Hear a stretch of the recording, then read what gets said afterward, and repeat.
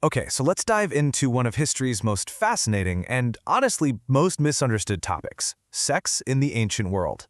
It is absolutely filled with these wild, shocking stories that, well, they just seem completely bizarre to us now. But what's really interesting is that these stories, they often tell us a lot more about the people telling them, and about us, than the people they're actually about. So let's try and untangle the facts from the fiction. Our investigation kicks off with a real bombshell, and it comes from the guy they call the father of history, Herodotus himself. Now, on the surface, this seems totally straightforward, right? Every single woman in Babylon has to perform a mandatory act of what's been called sacred prostitution. For centuries, this has been the prime example of just how barbaric the ancients were. It's shocking, it's memorable, and it sounds like it's coming straight from someone who saw it happen. And right there, that is the question we need to ask. What if this whole story, and a bunch of others just like it, aren't actually straightforward facts at all? What if they're a messy combination of bias, of exaggeration, and just cultural misunderstanding? What if the real scandal is how we've been reading these stories all this time? To get to the truth, we're going to open up the case files. First, we're heading to ancient Babylon to dig into that infamous custom. After that, we'll sift through some pretty nasty gossip about a Roman emperor to figure out what's real and what's just slander. Then, we'll look at some very real practices that we just completely misunderstand today. We'll even see how these myths get cooked up in our modern world before we deliver a final verdict on how this kind of history gets written in the first place. All right, let's crack open our first case file, the so-called shameful custom of Babylon. For hundreds of years, this one little account from Herodotus has been the evidence for widespread mandatory sacred prostitution. It's the story everybody thinks they know. But when you start to look a little closer, the whole thing is way shakier than you think. So here is where the story starts to get twisted.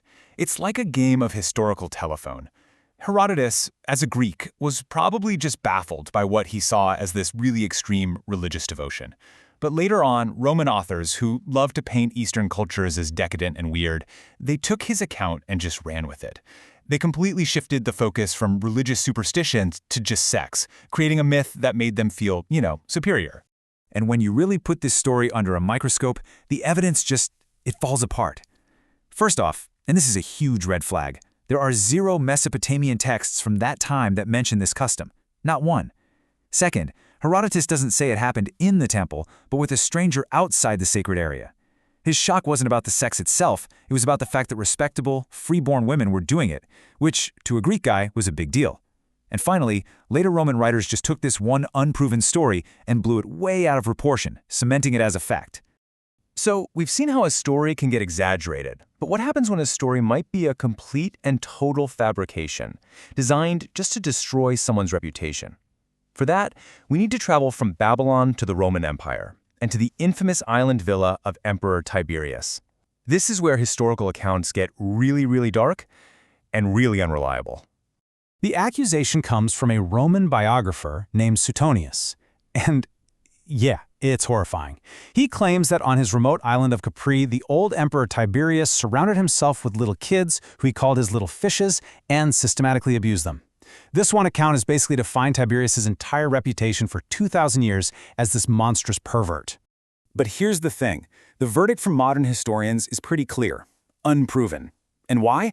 Because Suetonius is the only major source making these specific graphic claims. Think about this. Tacitus, who is our most reliable historian for this exact period, wrote all about Tiberius's private life. He mentions secret lusts and all that, but he says nothing, not a single word, about children. That silence is absolutely deafening. So you have to ask, why would he write it then? Well, for ancient biographers, especially when they were writing about an unpopular emperor like Tiberius, character assassination was just part of the job. The goal wasn't journalistic accuracy, it was to paint a picture of a man who had been completely corrupted by power. And this story, it was the ultimate symbol of that corruption. The truth of it mattered way less than the devastating impact it would have on his legacy. Okay. So we've looked at stories that were twisted and stories that might have been invented, but what about practices that were very real, but that we see through a completely different moral lens today? This next part is all about that, and it's where historical context becomes absolutely everything. Let's talk about pederasty in ancient Greece. Now, by our standards today, this is obviously deeply problematic. But in its own time and place, for the aristocracy, it was a recognized social institution. It was actually framed as a kind of mentorship, a way for a young man to get integrated into the elite world of politics and philosophy. It even had a military purpose. The famous Sacred Band of Thebes, for instance, was an elite fighting unit made up of 150 pairs of male lovers. The idea was that their bond would make them fight even harder to protect each other. We see a similar need for context when we don't get Viking magic, which was called seither. This practice had really strong sexual and gender-bending connotations. For a woman, a vulva, this was a source of incredible power. They were respected, sought-after prophets. But for a man to perform seither, it was a source of deep, deep shame. He'd be labeled ergi, which means unmanly or perverse, and it was usually the villain in the stories. It is such a stark double standard, showing how the exact same practice could give a woman immense power, but bring a man profound shame, all based on these really rigid gender norms.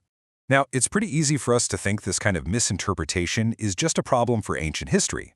But our final case file shows that nope, we are still creating these myths today about cultures that are alive and well. Let's head to China to meet the Mosuo people and learn about their famous walking marriage. So, the story that gets marketed to tourists is this idea of a kingdom of free love, some exotic paradise of casual sex.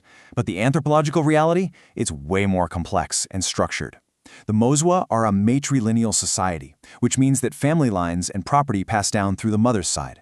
And their walking marriage is a system where partners don't live together, but their relationships are still guided by very clear social rules and a deep sense of commitment. Yeah, it is far from a free-for-all. The whole process is highly structured. It starts with courtship, and in a small community like theirs, your reputation is absolutely everything. If that goes well, the relationship moves into a private dating phase. Then, over time, that bond can become a stable, public relationship, approved by the families, and it involves long-term commitment and paternal responsibilities. So in short, it's a really sophisticated social system built on commitment and family, a world away from the simple cartoon version sold to tourists. So, after looking at all these cases, from ancient Babylon all the way to modern China, what's the takeaway? We've seen how history gets twisted and warped, which brings us to our final verdict. And the real question is, why does this keep happening? It's almost like there's a myth-making machine, and it's fueled by a few key ingredients. You start with the biases of the original writers, a political hit job or just plain gossip. Then you add our timeless habit of othering foreign cultures, making their customs seem barbaric or strange. This gets amplified when later authors misread or just sensationalize the original story. And let's be real, we have a huge appetite for shocking stories. But maybe the biggest factor is that we just judge the past by our own modern morals, stripping away all the context and turning complex history into a simple, flat cartoon. And all of this leaves us with one last really fascinating thought. If a historian 2,000 years from now were to dig up our dating apps, our reality TV shows, or our social media profiles, what kinds of myths would they create about us? What parts of our own complicated lives would they flatten into a sensational and completely wrong headline? It's a sobering reminder that history is never just about what happened. It's about who's telling the story. Thanks for watching.